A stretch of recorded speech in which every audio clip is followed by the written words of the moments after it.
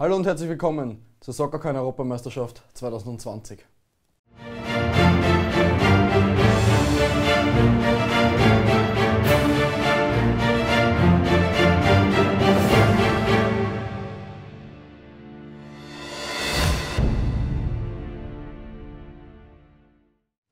Wie Sie ja schon wissen, ist die Europameisterschaft aufgrund des Coronavirus auf das Jahr 2021 verschoben worden.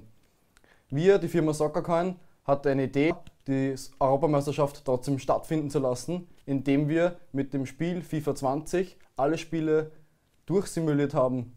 Und so konnten wir den Europameister ermitteln. Ja, alle Gruppen waren noch nicht vervollständigt, somit haben wir uns die FIFA-Weltrangliste als Hilfe genommen und die Gruppen zu vervollständigen. Folgende Gruppen haben wir ermittelt. Gruppe A: Italien, Schweiz, Wales und Türkei. In der Gruppe B haben wir Belgien, Dänemark, Finnland und Russland. In der Gruppe C haben wir Österreich, Nordirland, Ukraine und die Niederlande. In der Gruppe D haben wir Norwegen, Kroatien, England und Tschechien. In Gruppe E haben wir Irland, Spanien, Polen und die Schweden. Und in Gruppe F haben wir Portugal, Frankreich, Deutschland und Rumänien. Ja, das sind die folgenden Gruppen für diese Europameisterschaft. Und jetzt darf ich herzlich begrüßen René Hobeck, unseren Soccercoin TV-Experten. Hallo. Servus Marcel, ich freue mich mit dir gemeinsam die Soccercoin EM 2020 kommentieren zu dürfen. Ich freue mich ebenso. Ja, was sagst du dazu, dass die Europameisterschaft verschoben wurde auf 2021? Ja, für alle Sportbegeisterten, vor allem für die Fußballbegeisterten Fans natürlich eine tragische Sache, leider Gottes. Aber die Gesundheit geht in diesem Fall vor, somit müssen wir es nehmen, wie es ist. Was hältst du von der Idee von Soccercoin jetzt, dass diese EM mit Hilfe vom FIFA zu simulieren? Ja, ich freue mich drauf. Wenn man schon so keinen Fußball in Real Life sehen kann, ist das sicherlich die einzige richtige Idee, dass man zumindest anhand des Computerspiels hier einen Europameister ermittelt. Mhm. Ja, hast du einen persönlichen Favorit in dieser Europameisterschaft oder gar keinen? Das ist ganz einfach. An dieser Stelle möchte ich ganz kurz mal meine Farben bekennen. Das ist für mich ganz einfach.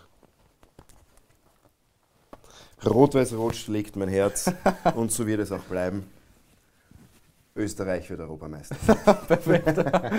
Ja, wir haben uns heute hier getroffen in unserem Studio und wir werden jetzt alle Spiel-Highlights analysieren für Spieltag. Heute ist Spieltag 1 und zwar das erste Spiel heißt die Türkei gegen Italien und wir werden uns die Highlights gemeinsam anschauen und uns das Spiel zusammen kommentieren. Auf geht's, ich freue mich drauf. Ja, angefangen mit Spieltag 1. Wie gesagt, vorher schon die Türkei gegen Italien. Dürfte ein ausgeglichenes Spiel werden, meiner Meinung nach. Gehe davon aus, die Italiener haben viel aufzuholen, viele Young Guns in ihren Reihen und die Türken sind immer für eine Überraschung gut. Allen voran der Verteidiger Söyüncü, der wird hinten die Bank halten. Ja, jetzt sehen wir mal die Aufstellungen der Mannschaften. Mannschaftsfotos ganz klassisch wie in jedem Spiel. Gleich positiv auffallend, die Ränge sind gut befüllt. Ja, dann starten wir das Spiel hier. Türken lassen den Ball gut zirkulieren. Ruhige Ballführung.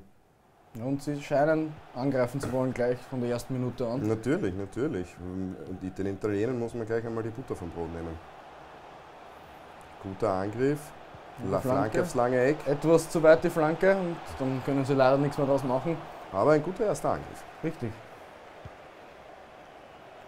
Ja, dann gleich ein Fehler vom Torhüter. Wahnsinn, nächster Schnitzer gleich so früh in der Partie.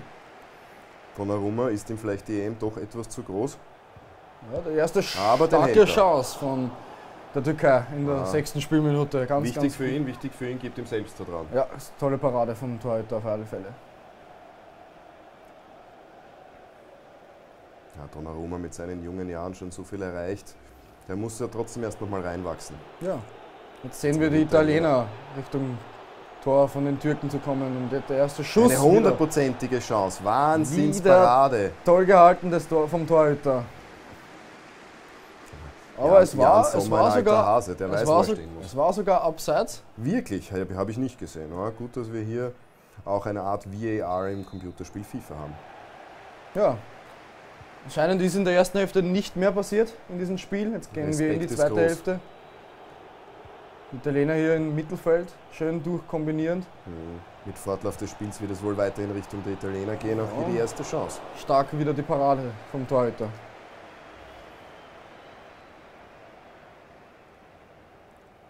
Was meinst du, wird der Torhüter der Türkei eine ausschlaggebende Sache sein in dieser EM?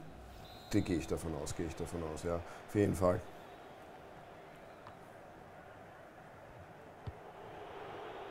Ja, und die sind jetzt schon in den Schlussminuten angekommen. Ja, 0-0. Klarer Respekt, gerade im Eröffnungsspiel, da tastet man sich erst einmal ab. Ja. Ein 0-0, glaube ich, ist in meinen Augen, was ich hier gesehen habe, ein faires Ergebnis. Für die Zuschauer natürlich etwas langweilig, man hätte sich gerne ein paar Tore gewünscht. Ich glaube, wir werden im Laufe der EM aber noch jede Menge Tore sehen. Das denke ich auch und beziehungsweise ich hoffe es auch. Ja, das war die erste Partie dieser Europameisterschaft. Was sagst du zusammenfassend jetzt nochmal für die weiteren Spieltage? Hoffen wir auf mehr Tore. Wir hoffen auf mehr Tore. Perfekt. Ja, morgen geht es dann schon weiter mit den nächsten Partien. Und zwar mit noch der zweiten Partie der Gruppe A. Das ist die Schweiz gegen Wales.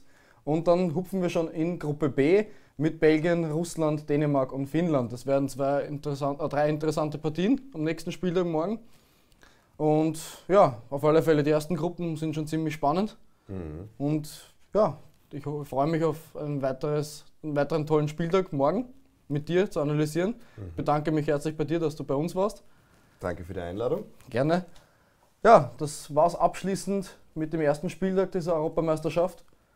Und wir sehen uns dann morgen wieder.